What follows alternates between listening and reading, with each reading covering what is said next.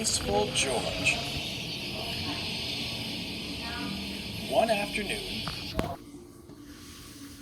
a merry troop was bound for the Thin Controller's railway, led by Sir Robert of Normandy, the Earl of Sodor. He was Duke's Grace, and was taking his friends to visit his little engine. One of those friends was the current owner of George the Steamroller. He'd recently been retired and wasn't keen on his preservation status. He was towing the group in a cart and found it most degrading. At the sheds, the Earl gathered his group together. My dear friends, thank you for joining me on this delightful trip. Here is Duke, who I am proud to call my engine, and prouder still to call myself his Grace. Duke blushed with pride. He has many stories to tell, and shall do so on a special service we'll embark on this afternoon. Before that, I think it best we pay a visit to the Thin Controller and thank him for allowing us this wonderful opportunity on his railway. They strolled off to the Thin Controller's office. Out of earshot, George's usual grumbling began. Ridiculous, the lot of it, he muttered. I leave you. Taxi, I should be flattening your rails. Now that would make a splendid show. You'd have better luck flattening the pathway to the first station, retorted Duke. The passengers have complained bitterly about it. At least we'd be doing something useful then. Huh, retorted George. I would... It's built for work, not play. I suppose play is all you little toy engines ever do. Duke ignored him and went to prepare his train. Soon,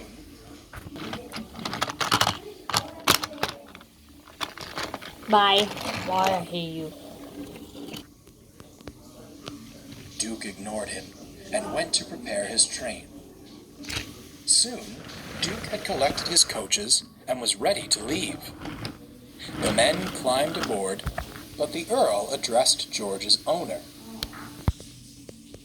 May I drive George and meet you at the end of the journey?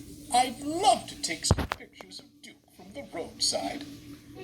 George's owner agreed, and the Earl climbed into his bunker. Before George could protest, Duke shot him a glare. No nonsense while his Grace is aboard, he whispered sternly, or you'll have me to answer to. George didn't reply. With a rather dramatic whistle, courtesy of the Earl, he set off up the road. Duke was having a splendid time. He showed the visitors many beautiful sights and recounted tales of the old days. The men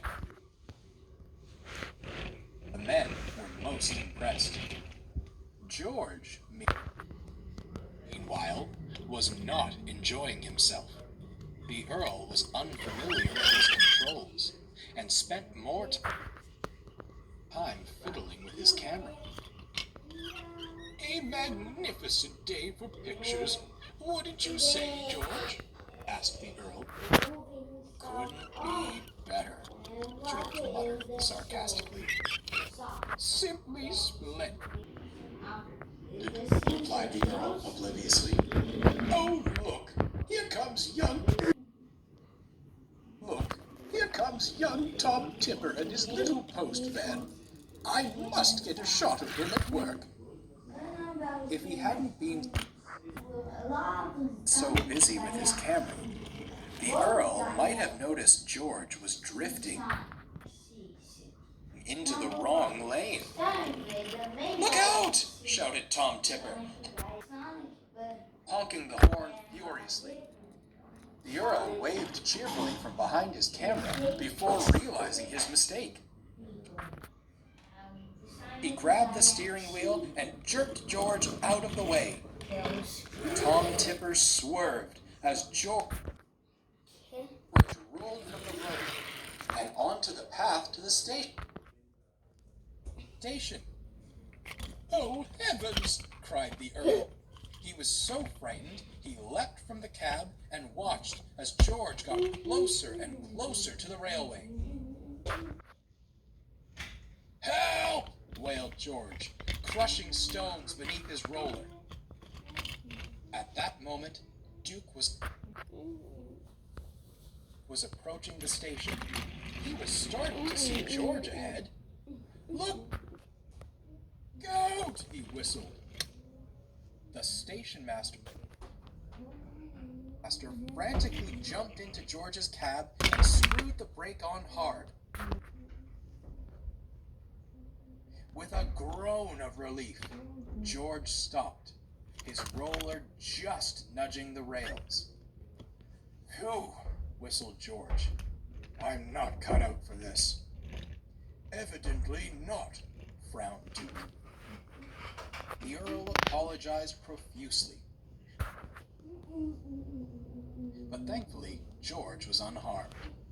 They left him at the station, and Duke continued his excursion.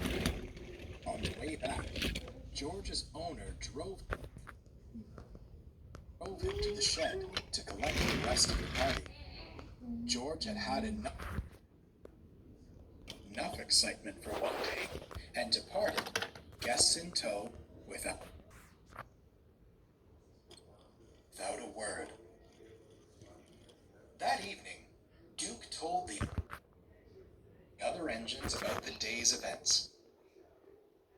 "It seems George did us a good turn," smiled Skarloey. "Mrs. Last thinks the path to the station is smooth as ever." "Unorthodox as the methods may have been," grinned Duke, "helping our passengers would certainly suit his grace."